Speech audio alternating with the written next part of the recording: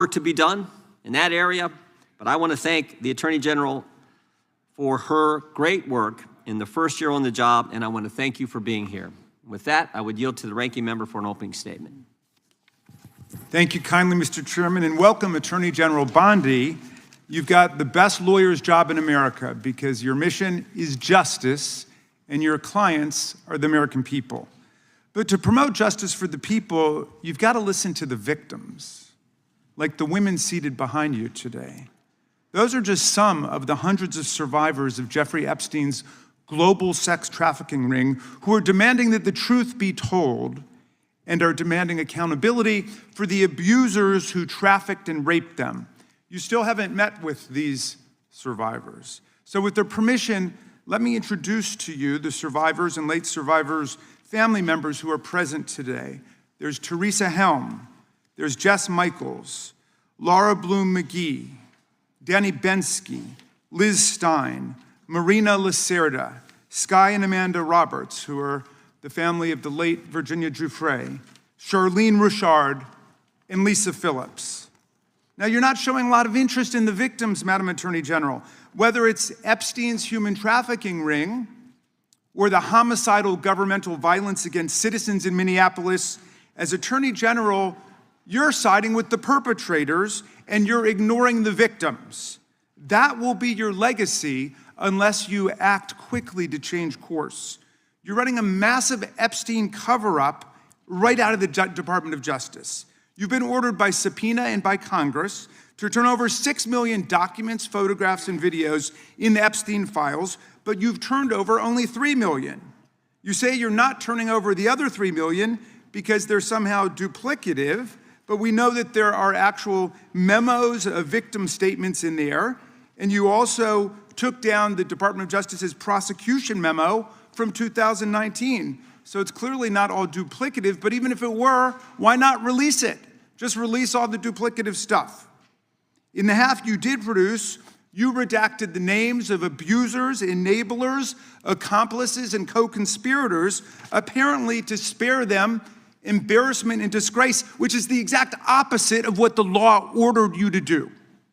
Even worse, you shockingly failed to redact many of the victims' names, which is what you were ordered to do by Congress. Some of the victims had come forward publicly, but many had not. Many had kept their torment private, even from family and friends, but you published their names, their identities, their images on thousands of pages for the world to see.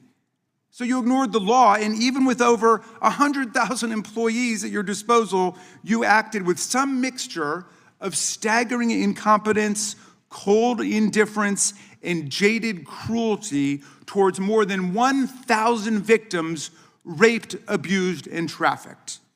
This performance screams cover-up.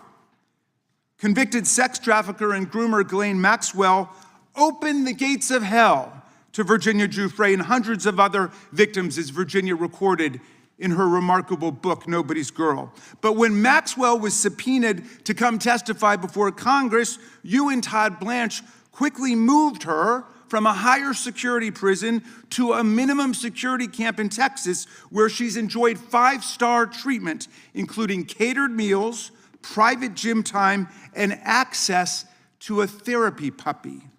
All because Todd Blanche, who's utterly failed to investigate the monstrous crimes of Epstein and Maxwell's co-conspirators, spent 9 hours with Maxwell and satisfied himself that she would have nothing untoward to say about Donald Trump, which is your only real interest in the matter, based on institutional performance.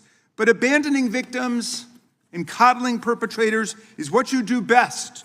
When the FBI opened a criminal investigation into the brutal killing in Minneapolis of Renee Good, a poet and 37-year-old mother of 3, by Trump's masked paramilitary ICE agents, you shut it down. You claim you're investigating the cold-blooded murder of Alex Preddy, an ICU nurse at the VA. But how can we trust the administration when the president and Kristi Noem called Preddy a domestic terrorist and Stephen Miller called him a would-be assassin?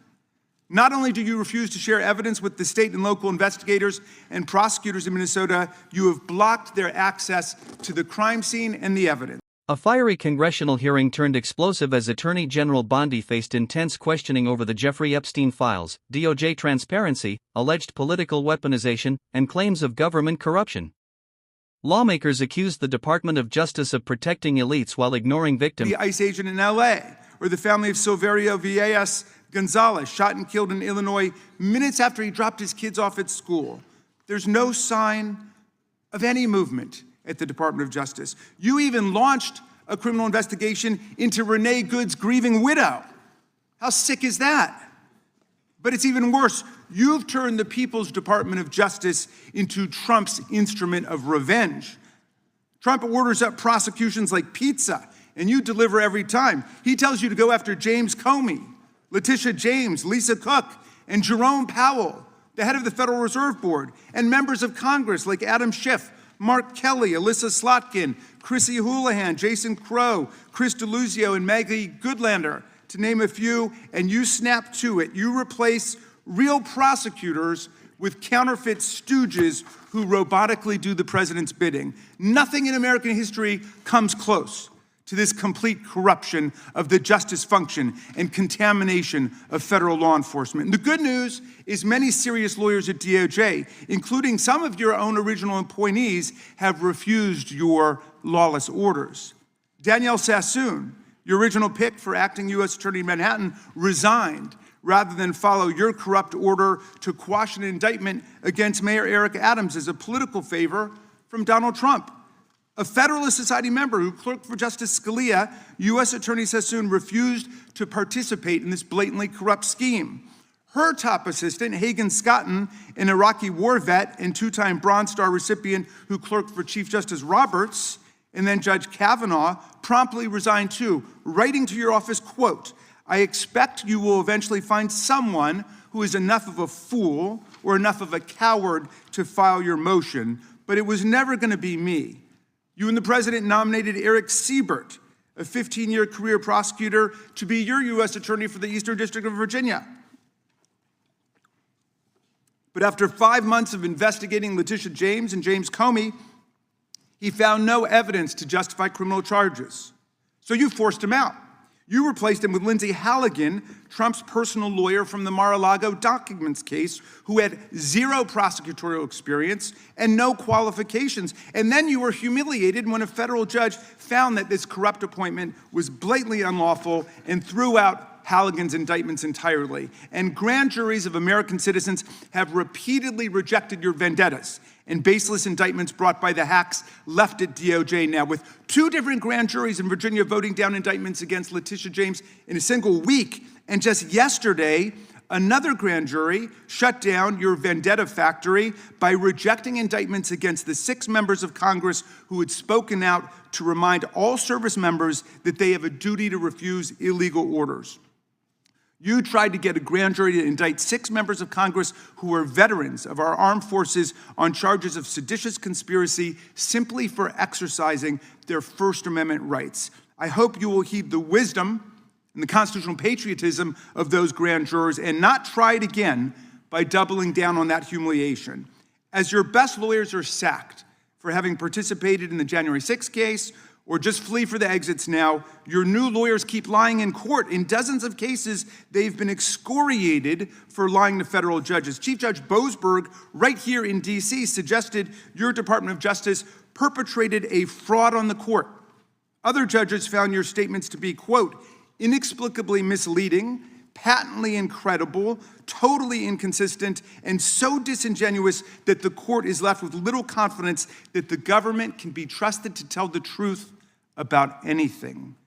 Now, as ranking member, I asked the chairman to add a few extra rounds of questions today because we each have 5 hours of questions, not 5 minutes, but we're stuck with 5 minutes. That's clearly insufficient to give voice to America's victims and survivors and to demand answers about all the corruption and cover-ups that we see at DOJ right now. We've got just 1 round, so we ask you politely but firmly, Madam Attorney General, please do not waste 1 second of our precious time by evading questions, by changing the subject, or engaging in personal attacks against members of Congress. We saw your performance in the Senate, and we're not going to accept that. This isn't a game.